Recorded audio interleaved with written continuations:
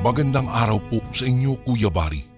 Isa po ako sa mahilig makinig ng mga nakakatakot na kwentong hango sa totoong buhay at pangyayari. Sa dami po ng mga channels na aking pinaghahanapan, tanging ang YouTube channel nyo lang po ang aking nagustuhan. Lalo kung ito ay nagmula sa aking kapanahunan. Noong una po ay hindi ko kaagad napansin ang inyong channel. Ngunit nang mapakinggan ko ang inyong mga magagandang kwento ay naisipan ko ring sumulat at isalaysay ang aking totoong karanasan. Nagbabakasakaling isa ang aking kwento sa mabigyan ng pagkakataong maitampok sa inyong programa. Unang-una po ay gusto ko kasi nakapulutan ng aral ang aking pagkakamali. Ang ibang mga tauhan nga po pala sa babanggitin kong kwento ay aking sinadyang baguhin dahil sa mga panahong ito, sila ay matagal nang pumanaw at ang kanilang mga naiwang pamilya ay may iniingatang dangal na dapat kong protektahan. Marami kasing tao ang mapanghusga at puro karahasan ang nasa isipan. Siya nga pala, Kuya Bari, tawagin niyo na lang po ako sa pangalang Marina. Hindi po ako nakapag-aral ng sekundarya at grade 4 lamang po ang natapos ko. Ito ay dahil sa kakulangan naming panustos sa aming pangangailangang pinansyal. Mahirap lang po kami, Kuya Bari. Nag-iisa rin ang aming eskwelahan noon. Dagdag pa ang 2 oras na lakarin bago makarating sa aming paaralan. Dahil sa pinagsawaan ko ang ganong rotasyon, nagkasya na lamang ako sa paglalaro ng mag-isa sa aming bahay. Kami po ay nakatira sa kagubatan sa gitna ng Sierra Madre at isang baryo sa probinsya ng Aurora. Ang kinatitirikan ng aming tahanan ay malayo po sa mga kapitbahay. Kaya naman nang tumigil po ako sa aking pag-aaral ay nagmistulan akong preso sa 4 na sulok ng aming bahay at sa aming bakuran. Nauubos ko ang aking oras sa maghapon sa pamamagitan po ng paglalaro ng aking manika na gawa ng nanay ko. Ito po ay mula sa tinahing mga tela. Binigyan ko po ito ng pangalan. Tinawag ko itong Ada. Itinuring ko siyang kapatid dahil nag-iisa lang naman akong anak ng aking mga magulang. Samantala ang manikang iyon ay akin lamang kinuha sa isang altar na madalas dinadasalan ng nanay ko tuwing araw ng Martes at Biyernes at sa tuwing sumasapit po ang kabilugan ng buwan. Kuya Bari, ng mga panahong iyon, inosente pa ako sa panganib na dala ng isang simpleng manika. Wala akong kaalam-alam na sa tuwing pinaglalaroan ko po iyon, paghahagi sa ere at kunwaring pagsaksak ng kutsilyo sa katawan ay may isang buhay ang hindi ko sinasadyang bawiin. Nakapatay ako ng tao sa pamamagitan ng manikang pinaglalaroan ko. Hindi ko naman talaga kasi alam na gamit pala iyon sa pangungulam. Hindi ko rin naman po kasi alam na may ganoong itim na kapangyarihan ang aking ina. Napag-alaman ko na lamang iyon nang may biglang sumugod sa amin na isang ginang at tinatanong ang aking ina kung bakit pinatay nito ang taong kanyang ipinakulam. Wala daw iyon sa naging usapan nila. Hindi naman malaman ni nanay kung ano ang isasagot dahil hindi naman niya sinabi na ako ang tumapos sa buhay ng tao na iyon. Dahil bata pa po ako ay hindi ko masyadong maunawaan at natatandaan ang iba pa nilang pinag-uusapan. Pero ang natatandaan ko na lamang ay nagkaayos din silang dalawa. Magmula noon, pinagsabihan ako ni inay na huwag makikialam sa kanilang mga gamit ni Lola. Samantala ang manikang si Ada ay ibinigay na lamang niya sa akin. Ngunit totoo pala yung konsensya o yung karma na maski sa aking batang edad ay nagawa ako nitong singilin sa kasalanang hindi ko naman sinasadya. Magmula kasi nang mangyari iyon taong 1965, palagi na akong dinadalaw ng mga masasamang bangungot. Madalas po pakiramdam ko ay gising ako, subalit hindi ko maigalaw ang aking katawan. Para itong napaparalisa. Naririnig ko ang malalakas na alulong ng mga aso at mga mabibigat na yabag na tila papalapit. Nakikita ko ng malinaw ang mga anino sa pader na animoy ako ay kinakawayan. At minsan nga, bumibisita sa akin ang isang nilalang na nakasuot ng kulay itim at mahabang damit. Mayroon siyang dalang karit. Hindi ko alam kung papaano ako nakaligtas sa mga ganoong panaginip. Basta magigising na lang po ako at maaalala ang mga nangyari. Akala ko ay iyon na ang pinakamalalang mangyayari sa akin. Pero hindi pa pala. Dahil minsan habang kumakain kami ng hapunan ay nakitaan ako na walang ulo.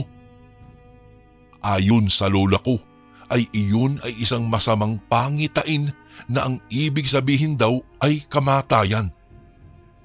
Isa daw iyong pagbabanta sa aking buhay. Siguro kung hindi maalam ang mga matatanda sa mga pangontra, malamang sa malamang matagal na akong patay, Kuya Bari. Agad akong binihisa noon at ang aking pinaghubaran ay kanilang ibinaon sa lupa. Sa ganoong paraan, maitataboy daw nito ang kamalasang nakatakdang mangyari. Nagpatuloy ang mga ganoong masasamang pangitain hanggang sa ako po ay magdalaga. Noon ay hindi ko naiintindihan kung bakit ko nararanasan iyon, pero nang marunong na akong umunawa at mag-analisa, naisip kong hindi lamang iyon bunga ng karma, kung hindi inihahanda pala ako ng mga masasamang espiritu para sa buhay na haharapin at yayakapin ko. Ito yung panahon na nauunawaan ko na ang tungkol sa itim na orasyon. Lingid sa kalaman ng aking ina at lola ay palihim akong nagmamatyag sa kanilang mga ginagawa. Natutuwa ako sa tuwing nakikita kong unti-unti nilang sinisira ang mga manika na kanilang inaalagaan. Dahil sanay na ako sa mga nakakatakot na panaginip, hindi na bago ang mga kababalaghang nararanasan ko sa tuwing ako'y gising at gusto ko ang pakiramdam na iyon. Nang sumapit ako sa 18 taong gulang, doon ako kinausap ni nanay. Kailangan na raw na maging katulad nila ako. Ngunit imbis na kaagad tanggapin iyon, ay tumanggi po ako. Mariin kong tinanggihan ang pagsasaling lahi.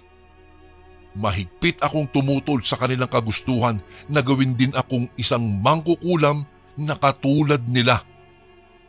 Dahil kahit gusto ko ang mga nakikita ko, alam kong labag sa mata ng Diyos ang kanilang pinaggagawa. Hanggat maaari ay isinumpa ko sa aking sariling hinding-hindi ko gagayahin ang kanilang ginagawa. Labis naman silang nagalit sa akin at ito ang dahilan kung bakit ako naglaya sa amin at napadpad sa ibang lugar doon din sa aming lalawigan. Sa paglayo kong iyon ay tila nakakita ako ng bagong mundo. Maraming tao akong nakakasalamuha, hindi tulad sa bahay namin na tanging mga magulang ko lamang at lola ang mga taong nakikita ko at nakakausap. Nagkaroon din ako ng mga kaibigan. Unti-unting napalitan ng mga ito ang lugar ni Ada sa puso ko. Ang mga naging kaibigan ko ay sina Jenny at Ruel. Nakilala ko sila sa pinasukan kong isang maliit na karinderya. Anak po sila ng may-ari, Kuya Bari. Mababait sila at parehas na pinagkalooban ng magagandang mukha at hindi katulad ko na hindi pansinin kapag naihalo sa karamihan ng tao. Pangkaraniwan lang kasi ang anyo ko tapos maitim pa ang aking balat. Sa kabila ng kabaitan nila sa akin ay inilihim ko ang aking tunay na katauhan. Hindi ko po sinabi sa kanila na anak ako ng mangkukulam dahil ayaw ko na lumayo at matakot sila sa akin. Ngunit wala pong lihim na hindi nabubunyag. Kuya Bari, nalaman nila ang aking sikreto nang aksidente nilang makita ang kaibigan kong si Ada sa aking mga gamit. Dahil likas sa mga tao ang manghusga, ay agad-agad nilang inisip na isa rin akong mangkukulam.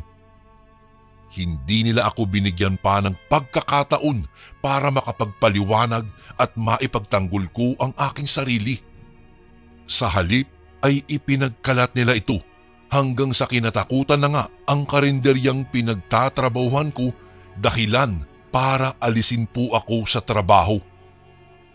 Mula din kasi nang malaman nilang mayroon akong manika na ginagamit sa pangungulam ay palagi na nilang isinisisi sa akin ang kanilang mga pagkakasakit. Dahil sa nangyaring iyon, nagdesisyon akong umuwi na lamang sa aming bahay. Akala ko ay pagtatawanan ako ng aking pamilya dahil pumalpak ako. Pero malugod pa rin nila akong tinanggap, ngunit sa isang kondisyon. Nais nilang tanggapin ko ang sinasabi nilang pagsasalin ng itim na kapangyarihan at pag-aralan ang itim na karunungan. Nais nilang gawin ko iyon upang kahit papaano ay kumita ako at makatulong sa kanila. Bagamat ayaw ko noong una, ay napilitan din akong gawin na ang mga bagay na masama ayon sa Biblia. Sa pagtsatsaga ng nanay ko sa pagtuturo ay unti-unti akong natuto sa mga orasyon.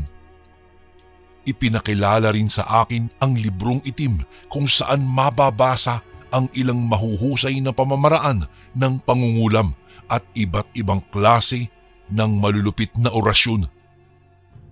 Nagpatuloy lamang ang aming buhay na halos ganoon ang araw-araw naming ginagawa. Hanggang sa isang araw, nagbago ang lahat. Nagsimula ang pinakamasaklap na buhay namin bilang mga mangkukulam. Isang umaga kasi ay bigla na lamang nanghina ang aking ina at hindi na makabangon. Iniinda nito ang sakit sa kanyang tagiliran. Akala ko noong una ay karaniwang sakit lamang iyon. Ngunit nang magsimulang lumabas ang mga insekto sa kanyang bibig, doon ko lang napagtantong mayroong bumabarang sa aking ina. Labis akong nataranta nang bigla siyang sumuka ng dugong itim na may kasamang mga insektong maliliit. Wala akong magawa, Kuya Bari, kung hindi ang panoorin na lamang ang paghihirap niya. Ganon din ang lola ko. Wala siyang maitulong. Mababakas ang labis na takot sa mukha ng aking tatay noon. Palibhasa ay walang alam sa itim na karunungan. Siya ang matyagang pumapatay na lamang sa mga insektong lumalabas doon sa bibig ni nanay. Ngunit habang ginagawa niya iyon ay mas lalong nadaragdagan ang sakit na nararamdaman ng aking ina. Nahirapan na rin siyang magsalita at habang lumilipas ang mga oras, palala ng palala ang kanyang kalagayan. Panay pa rin ang pagsuka niya ng malapot na laway. Labis na akong nag-alala at natuliro dahil sa aking mga nasasaksihan. Nang hindi na ako makatiis ay tinanong ko si Lola. Lola, ano po bang nangyayari sa kanya? Bakit po ba siya nagkakaganyan? Sagot lamang nito, kabayaran iyon sa kanyang pangungulam. Sinisingil daw siya ng isang albularyong kayang kontrahin ang kulam na iginawad niya sa tao. Tinanong ko kung ano ang maaari kong magawa o maitulong. Subalit Parehas na walang imik ang tatlo kong mga kaanak. Hanggang sa sinabi ni Lola na kailangan kong lisanin na agad ang aming tahanan. Tumutol ako nung una dahil sabi ko ayaw kong iwanan sila sa ganoong kalagayan. Labis kasi ang pangambang nararamdaman ko ng mga sandaling iyon. Ayaw kong mamatay ng ganoon ang aking ina. Ayoko pa siyang mawala. Hindi pa ako handa. Ngunit agad akong kinaladkad ni tatay kasama ang mga gamit na inihanda ni Lola. Papalabas na kami nang may marinig kaming mga nag-iingay na mga tao na tila papalapit. "Bilisan mo, umalis ka na anak. Kailangan mong makalayo dito. Ako nang bahala sa lola at nanay mo," sabi ng aking ama bago ito umalis pabalik sa aming kubo. Pero hindi naman ako lumayo. Nagkubli lamang ako kung saan tanaw ko pa rin ang aming munting kubo. Nakita ko ang isang grupo ng mga kalalakihan na mayroong daladalang sibat na kawayan. Ang aming tahanan ay sinugod ng taong bayan. Nalaman nila ang tungkol sa pangungulam ng aking ina kung kaya't marahas nilang hinatulan ang kanyang buhay sa kabila ng kanyang karamdaman. Kumalat rin kasi sa baryo na siya ang nangungulam at pumapatay ng mga tao. Mula po sa pinagkukublihan kong puno kuyabari ng mangga, natanaw ko ang malupit na sinapit ng aking mga mahal sa buhay. Sinunog ng mga tao ang aming bahay at kasama silang natupok. Namatay po silang walang kalaban-laban. Labis-labis naman ang lungkot na nararamdaman ko noon. Hindi ako tumigil sa aking pag-iyak. Inisip kong ipaghiganti sila sa mga taong pumatay sa kanila. Napuno ng galit ang aking puso hanggang sa naramdaman ko na lamang na unti-unting nilalamon ng kadiliman ang aking isipan. Una kong pinangarap na makilala ang albularyong nagbalik ng kulam at nagpahirap sa aking ina. Natatandaan ko noon na sinabi ni nanay na isa rin iyong matanda. Wala po sa isip ko noon na kabayaran lamang ang masamang nangyaring iyon sa kanila. Dahil sa isip ko noon ay inosente sila. Inosente kami sa aming ginagawa. Hindi ito masama. Tumutulong lang kami sa mga nangangailangan ng tulong namin. Dahil ang iba doon, kaya nagpapakulam, ay dahil gusto nilang makamit ang hustisya. Yung iba naman po ay para makaganti. Pero hindi ko na rin napagtuunan pa iyon ng pansin dahil wala naman talaga akong kaide-ideya kung sino ang taong dapat kong paghigantihan. Kuya Bari, ako po ay lumipat ng lugar. Sa karatig lang naman po ng baryo iyon. Namuhay ako ng mag-isa at ipinagpatuloy ng palihim ang pangungulam sa mga taong may nagawang masama sa kanilang kapwa. Mayroong isang matanda na nakatuklas sa aking kakayahan at siya ang una kong naging kliyente. Ipinakulam po nito sa akin ang kanyang asawa. Hindi na raw nito matagalan pa ang panlulokong ginagawa sa kanya. Napag-alaman nitong magkarelasyon ang kanyang kapatid at kabiyak nang makita silang aktong gumagawa ng mga bagay na hindi dapat nila ginagawa sa loob ng isang silid. Gusto niyang bigyan ng malubhang sakit ang babae upang makapaghiganti sa pananakit na idinulot nito sa kanyang puso. Nagkasundo naman kami na wala akong pananagutan kung sakali mang may mangyaring masama sa kanyang asawa, anuman ang kahihinatnan. Agad kong isinagawa ang ritual kinagabihan. Malalang parusa ang aking ipinataw. Nilagyan ko ng matinding pangangati ng balat ang kanyang asawa. Gamit ko ang isang manika ay pinatindi ko pa ang sakit sa kanyang nararanasan. Hanggang sa di ko na namalayan na napasobra na naman ang ginawa kong parusa. Dahil doon, isang araw ay nabalitaan kong namatay ang babae ilang araw mula nang siya ay aking kulamin. Sumunod na araw ay bigla na lang akong sinugod ng matanda. Wala raw sa usapan namin na papatayin ang kanyang asawa. Kitang-kita ko ang panlalaki ng mga mata nito. Galit na galit sa akin. Halos bumula ang bibig nito sa pagmumura at pagsasalita sa akin ng mga salitang di makaing salita. Ngunit ganun pa man, nanatili akong kalmado. Ipinaalala ko sa kanya ang aming pinag-usapan. Dahil mayroon kaming kasunduan, naging tikom ang bibig nito at hindi na ako muli pa ginambala. Ilang araw po ang lumipas, nagkaroon ako muli ng panauhin sa aking munting kubo. Ito po ay si Gabo. Tinanong ko siya kung papaano niya nalaman ang aking kakayahan at ang aking ginagawa. Sabi niya, kaibigan niya yung matanda na huling nagpaserbisyo sa akin. Tinanong ko siya kung ano ang kailangan niya at nagulat ako nang sagutin niya ako at sinabing nais niyang kulamin ko ang kanyang lola. Nais na daw maghiganti sa matanda dahil pinatay nito ang kanyang kasintahan. Dala ng labis na galit ay pinili niyang ipakulam sa akin ang matanda. Tila alam na alam niya ang patakaran sa aking ginagawa. Dala niya kasi kaagad ang larawan ng kanyang lola at ilang piraso o hibla ng buhok nito. Kapalit noon ay isang malaking halaga ang kanyang ipinangako. Naging maayos ang aming pag-uusap.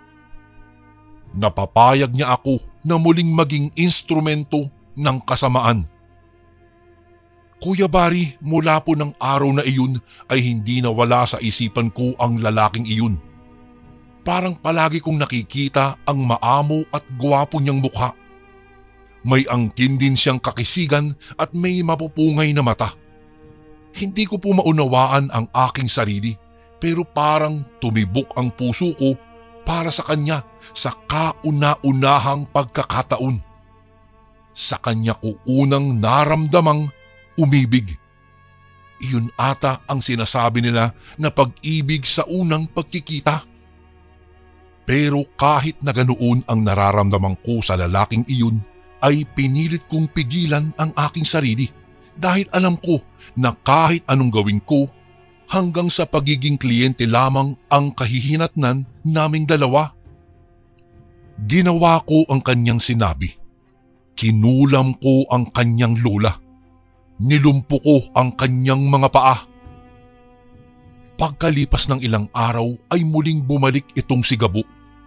Sinabi niya sa akin na wala raw epekto ang ginagawa kong pangungulam. Malusog pa rin daw ang matanda at tila hindi tinatablan. Kaya hiniling nito na kung maaari ay mas higit pa doon ang aking gawin. Hindi ko alam Kuya Barry kung bakit naging sunod-sunuran ako sa kanyang mga sinasabi. Para akong nahihipnotismo sa kanyang mga titig. Wala akong tinanggihan isa man sa mga suwestyon nito. Barang, iyon ang gusto niyang gawin ko. Kahit alam kong di ko linya iyon, ay tinanggap ko pa rin. At ipinangako ko sa sarili ko na aking nga iyong susubukan. Mayroon akong nakitang itim na libro dati pa sa aking mga gamit na inihanda ng aking lola. Doon ko tiningnan kung may nakasulat doon tungkol sa kung papaano mambarang. At hindi nga po ako nagkamali. Naroroon ang mga paraan para sa gawaing iyon. Hindi naman ito nalalayo sa kulam. Yun nga lang ay kailangan kong mag-alaga ng iba't ibang mga insekto, mga ipis, alupihan, uod at marami pang iba. Ang matandang iyon ang kauna-unahan kong naging biktima sa una kong pambabarang. Lumipas ang mga araw. Hindi na bumalik pa si Gabo. Inisip kong marahil ay nagtagumpay ako sa aking pambabarang. At doon ko naramdaman ang labis na kalungkutan at mapagtanto ko na malungkot pala ang mabuhay ng mag-isa. Dahil sa kalungkutan ay noon ko pa lamang naisip na buksan ang maliit na kahon na nadala ko rin nang ako po ay patakas. Iyon po ay mga gamit ng aking ina. Nang buksan ko iyon ay nakita kong may isang manika na nakakabit doon ang isang larawan. Litrato iyon ng kanyang huling biktima sa pangungulam. Iyon ang hinahanap kong matanda. Nagulat ako sa aking natuklasan. Ang matandang iyon at ang ipinakukulam sa akin ni Gabo ay iisa. Nakaramdam ako ng kakaiba. Parang naisip ko na mayroong mali. Naalala kong bigla ang paghihirap ng aking ina. Kinabahan ako dahil agad pumasok sa isipan ko na baka sapitin ko rin ang naging kapalaran ng aking nanay. Baka niloloko lang ako ni Gabo at pinasakay lamang sa kanyang mga pakulo at saktan ako sa di malamang dahilan. Hanggang sa isang araw, unti-unting nanghina ang aking katawan. Kumikirot ang aking paa, lalong-lalo na ang aking tuhod. Nararamdaman ko ang mga sumpang ginawa ko sa matanda. May gumagalaw-galaw sa aking tuhod at kung hindi ako nagkakamali ay iyon ang mga insektong inilagay ko sa matandang aking kinulam. Ang lahat ng ginawa kong pangungulam at pambabarang ay bumalik sa akin. Muling nagpakita sa akin si Gabo sa loob ng isang linggo.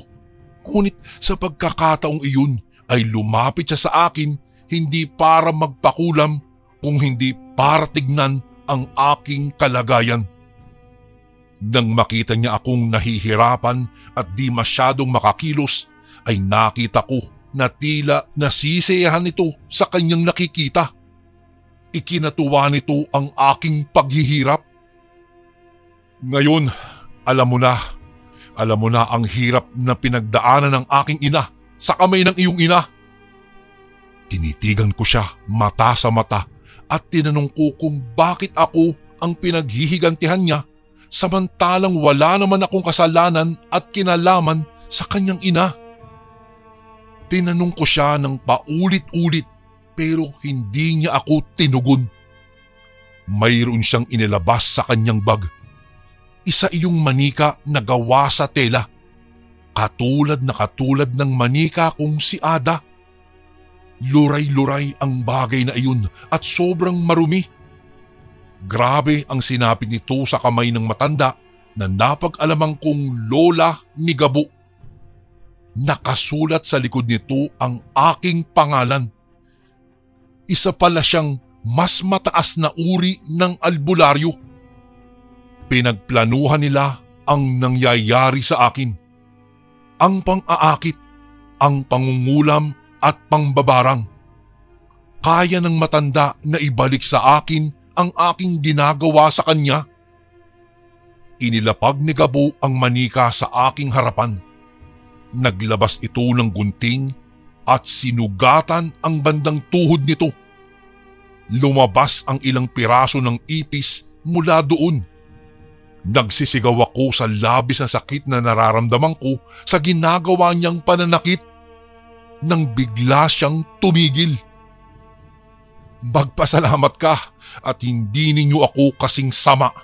Gusto ko lamang na bigyan ka ng leksyon at sabihin sa iyo na wala kang karapatang manakit ng ibang tao. Nakahinga ako ng maluwag nang marinig ang bagay na iyon. Nagpasalamat ako dahil kahit gaano pala ako kasama ay kaya pa rin niya akong bigyan ng isa pang pagkakataon. Doon ko rin napagtanto na hindi lahat ng tao ay masama dahil mayroong isa na handa akong patawarin. Habang tinatanaw ko siya na paalis sa aking kubo ay naalala ko ang kaibigan kong si Ada, yung manika na gamit ng aking ina sa pangungulam. Yun ang una kong napatay. Siya ang ina ni Gabo na ipinaghiganti niya katulong ang kanyang mahusay na albularyong lola. Bigla akong nahiya sa aking mga pinagagawa. tama siya. Wala akong karapatang magparusa. Kaya po mula noon, binigyan ko ng halaga ang aking pangalawang buhay. Ang librong itim na tangan ko ay aking sinunog at tinalikuran ko na rin ang aking pangungulam. Kasabay noon ay ang pagpapatawad ko sa mga taong nagkasala din sa aming pamilya. Bumalik po ako sa pananalig sa Diyos. Nang mawala ang galit ko, doon ko palang naramdaman ang kapayapaan ng aking puso. Pinagsisihan ko ang lahat ng mga maling nagawa ko at inihingi ko iyon ng pagpapatawad. Sa kasalukuyan po ay halos matanda na ako. Nakapag-asawa ako, Kuya Bari, at nagkaroon ako ng isang masaya at maayos na pamilya. Walang nakakaalam sa kanila ng dati kong katauhan at ang sikretong ito ay babaunin ko na lamang sa aking hukay. Dahil ayaw kong isa sa kanila ay magkaroon ng interes sa dati kong gawain. Para po sa lahat ng nakikinig ngayon, naway maging leksyon sa lahat ang aking karanasan. Kaysa po magpalamon tayo sa galit at paghihiganti, kumapit tayong lalo sa pananampalataya dahil doon lamang tayo tunay na maililigtas. Kapayapaan ang hatid. Kapayapaan ang hatid ng kabutihan, samantalang kamatayan naman ang sakasamaan. Matuto tayong mamili ng tama at huwag magpadalos-dalos sa ating mga ginagawang desisyon sa ating buhay. Kuya Bari, hanggang dito na lang po ang aking kwento. Sana po ay mas lalo pong yumabong ang inyong programa. At saka nga po pala, aabangan ko po ang kwentong ito at paulit-ulit ko po itong pakikinggan. Lubos na gumagalang, Marina.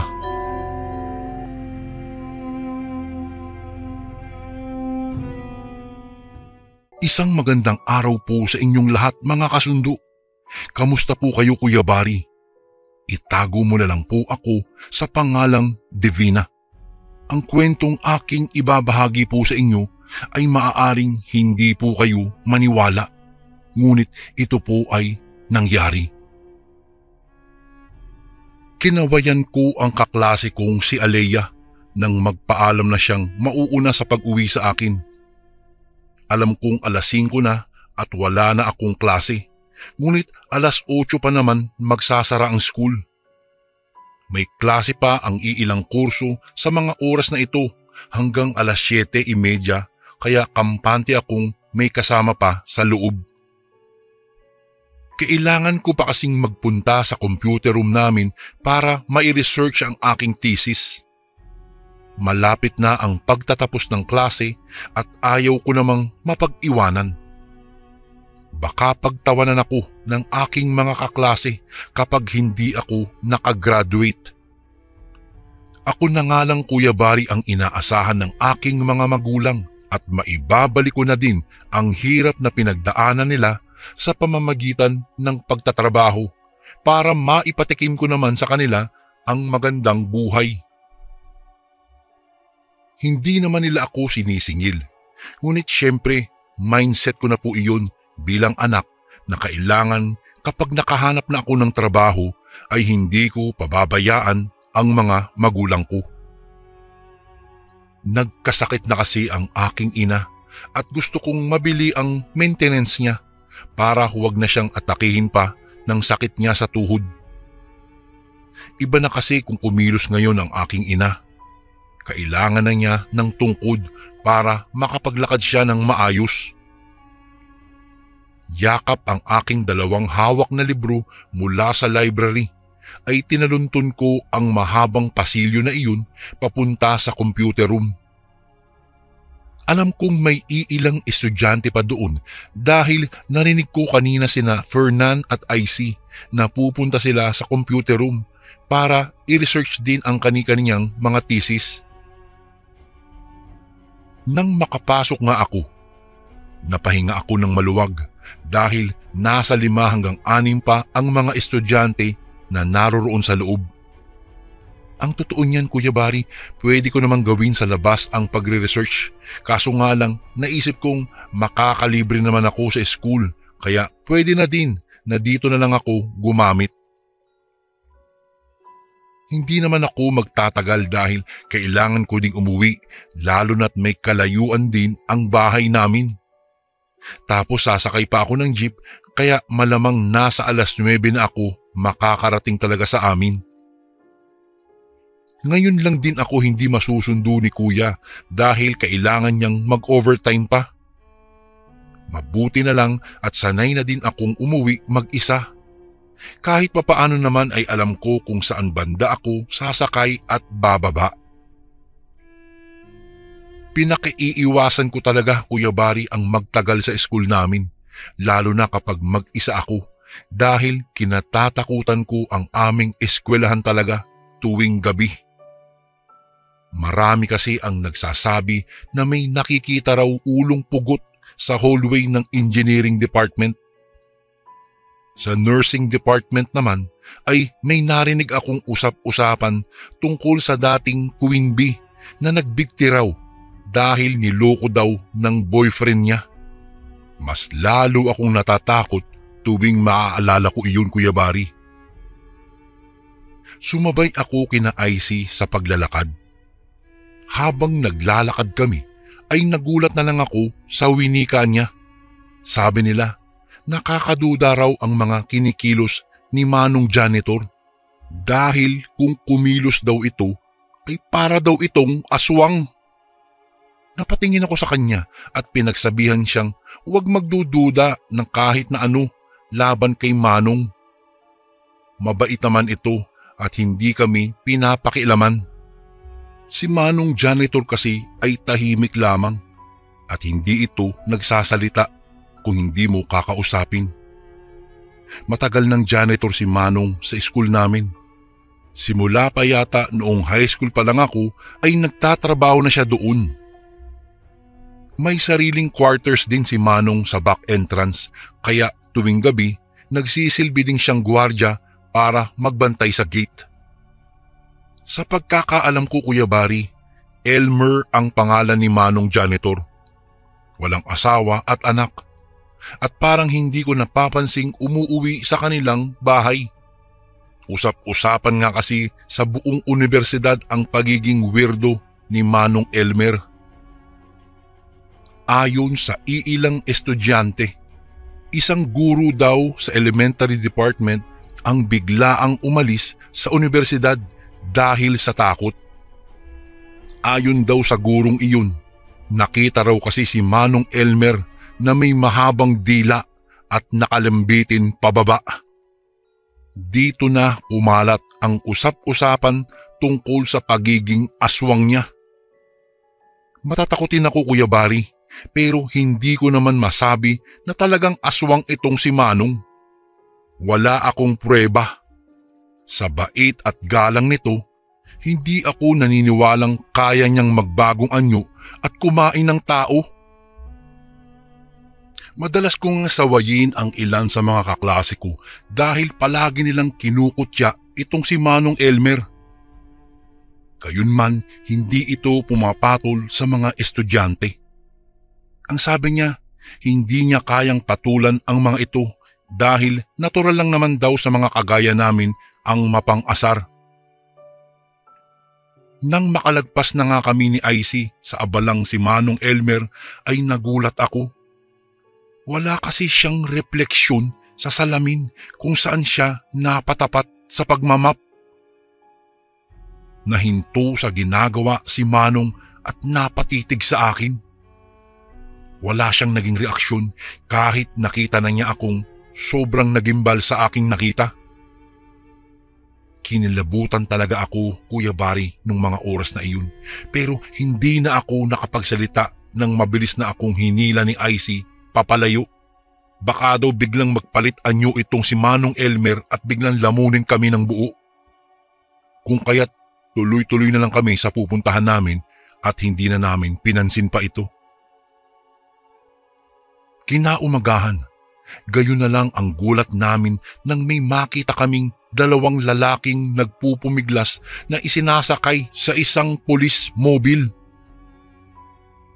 Ang sabi ng mga nakakita ay mga magnanakaw daw iyon na binalak manguha ng iilang units ng computer sa loob ng aming eskwelahan. Ngunit sa hindi malamang dahilan ay natagpuan na silang nakagapos sa loob ng computer room at bakas ang sindak sa kanilang mga mukha. Napakinggan ko pa ang isa sa mga lalaking nagwawala na ang sabi ay may dyablo raw sa loob ng aming universidad. Habang sinasabi niya iyon ay nakatingin naman siya kay Manong Elmer na abala sa pagwawalis ng school grounds. Sumikdo ang dibdib ko at mas tumindi ang pagdududa na baka may ginagawa ngang kababalaghan itong si Manong na naging dahilan kung bakit siya kinatatakutan sa aming eskwelahan. Kinahapunan, sinadya kong magkunwari na lang maagang umuwi, ngunit ang totoo po, nagtago lang ako sa isa sa mga bakanting classroom at naghintay hanggang gumabi. Alam ko pong masyadong delikado ang aking binalak, ngunit hindi ko maiwasang tumindi ang udyok ng aking kuryosidad. Bago ko po ipagpatuloy ang kwentong ito ay may request sana ako sa iyo kasundo. Isang pindot lang ito kasundo sa subscribe button namin. Malaking tulong po ito sa aming kasundo upang mapagpatuloy pa namin ang mas marami pang magagandang kwento. Salamat sa pag-subscribe mo, bagong kasundo.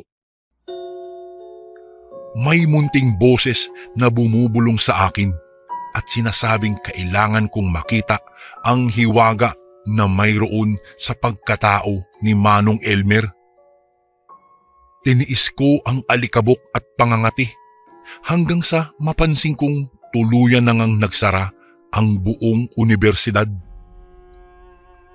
Napansin kong nag-grounds na ang mga gwardya kaya naghintay-hintay lang ako ng saglit hanggang sa matiyak kong nagsibunta na sa kani-kanilang mga pwesto ang panggabing gwardya. Saka pa lang ako lumabas ng aking pinagtataguan.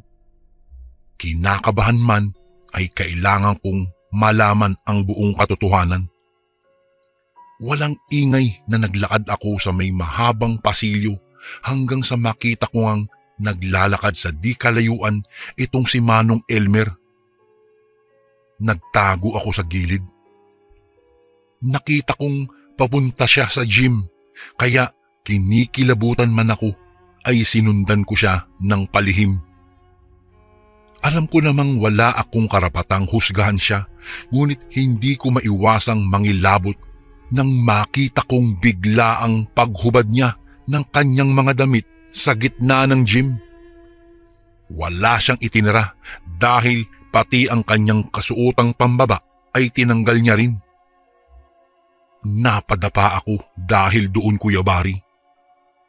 Hindi ko alam kung ano ang gagawin ng taong ito. Maya-maya pa, nanlaki ang aking mga mata dahil nagpahid siya bigla ng kung anong makintab at madulas na likido sa kanyang buong katawan. Ilang beses siyang tumingala sa langit. Kitang-kita ko siya sa aking kinaroroonan dahil maliwanag ang bilog na buwan nung mga panahong iyon. Maya-maya'y sa di kalayuan, may mga aso akong narinig na umaalulong, dahilan para mas tumindi pa ang aking takot. At dahil doon, lalo akong napasiksik sa aking tinataguan. Wala na akong pakialam kung madumi ba o kung ano, basta ang mahalaga ay makapagtago ako at masaksihan ang kakaibang ginagawa nitong si Manong Elmer. Maya-maya'y biglang yumuko ito. Doon na halos mawala ang aking kaluluwa, Kuya Bari, nang makita kong nagbabago ang kanyang anyo. Gusto kong magsisigaw sa takot nang makita ko kung papaano siya tinutubuan ng pangil at magkaroon ng mahabang dila at tinubuan na siya ng balahibo sa katawan. Nanginginig ako habang nakatingin sa kanya. Pinipigilan ko ang aking bibig na lumikha ng kahit anumang ingay. Maya-maya'y umangil siya at tumingin sa buong paligid. Para bang inaamoy niya ang kung sino mang nasa malapit niya, kaya kabado akong umatras para tumakbo. Pero gayon na lang ang pagkakagulantang ko nang makitang may nasakmal na siya sa madilim na bahagi ng botanical garden.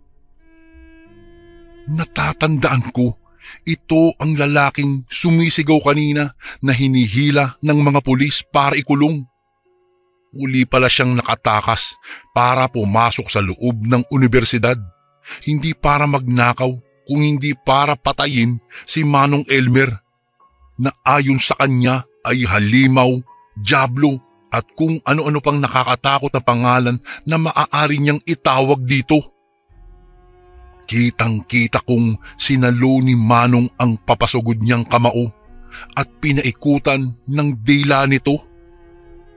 Tingin ko kay Manong Elmer nung mga oras na iyon ay isang palaka na may nakitang pagkain na ginamitan ng pagkahaba-haba nitong dila.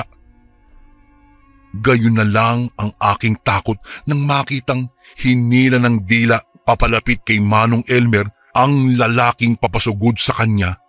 At gulat na gulat ako dahil tinanggalan niya iyon ng dila. Pumulandit ang sariwang dugo sa mukha ni Manong Elmer, ngunit hindi niya iyon dinilaan. Kahit may mahahaba siyang pangil, pinilit niyang magsalita sa mababang tono. Anya, hindi siya masamang nilalang. Itinalaga siyang manatili sa lugar na iyon upang protektahan ang mga estudyante na pumapasok sa loob. Naatasan siyang parusahan ang lahat ng may mga masasamang balak sa loob, kaya naman nang makita niya ang dalawang magnanakaw kagabi ay kaagad niya itong iginapos at tinakot. Natulala na lang ako, Kuya Bari, sa aking mga narinig. Maya-maya'y pinagpawisan ako ng malapot dahil hindi na nakapiyok pa ang lalaki nang biglang ngumanga si Manong Elmer at nilamon ng buo ang ulo ng taong nagtangka sa kanya ng masama. Napapikit na lang ako dahil hindi ko kinaya ang mga senaryong iyon. Sa aking pagmulat, nakita kong namatay ang biktima. Nanlamig ako nang magsalita siya at sinabing lumabas na raw ako sa aking pinagtataguan at hindi naman niya ako sasaktan. Ipinagtapat niya sa akin na siya ang aswang na nagbabantay sa mga estudyante at lahat ng mga bagay na mayroon sa loob ng universidad na ito. Nabigla ako sa kanyang mga winika. Hindi ko alam kung magpapakita nga ba ako o hindi. Maya-maya'y nakita kong lumakad si Manong Elmer, dala-dala ang walang buhay na lalaki at naglaho na lang sa karimlan. Dahil sa takot ko ay nanatili ako hanggang mag-umaga doon sa pinagtataguan ko, Kuya Bari. At dahil siguro sa aking takot at pagod ay doon na ako nakatulog. Pagmulat ko po ay maliwanag na ang paligid. Napahinga ako bago ako lumabas doon. Hindi pa rin maalis ang kilabot sa buo kong katawan habang lumalabas sa gym. Nakita ko pa ang bahid ng dugo mula sa pinangyarihan ng kakilakilabot na pangyayaring nasaksihan ko. Kahit natatakot, mas pinili kong manahimik at itago na lamang ang tunay na katauhan ni Manong Elmer. Alam ko namang mabait siya at ngayong alam ko na kung anong hiwagang mayroon sa kanya ay wala akong pagsasabihan kahit na sino. Matapos ang pangyayaring iyon, Kuya Bari, ay nanatili pa rin si Manong Elmer sa universidad na iyon. Ngunit pagkatapos naming graduate po, nabalitaan naming nawala na lang daw ng biglaan itong si Manong Elmer nang walang nakakaalam kung ano ang dahilan. Ganun pa man ay nagpapasalamat pa rin ako sa kanya sa pagprotekta niya sa buong universidad at sa lahat ng mga estudyante. Kakaiba man ang kanyang katauhan, ngunit busilak pa rin ang kanyang kalooban. Isang pangyayaring hindi ko po malilimutan na minsang nakasaksi ako ng isang kakaibang kababalaghan. Isang aswang ang aking nasaksihan sa katauhan ng isang janitor sa aming school. Hanggang dito na lang po ang aking kwento, Kuya Bari. Salamat po ng marami. Lubos na gumagalang, Divina. And again, maraming salamat po mga kasundo. Don't forget to subscribe and i-click nyo lang po yung bell na button para updated po kayo sa mga upcoming videos namin na paparating. Maraming salamat po ulit. God bless and ingat po lagi dyan. Ito po si Kuya Bari at ako ang Sundo.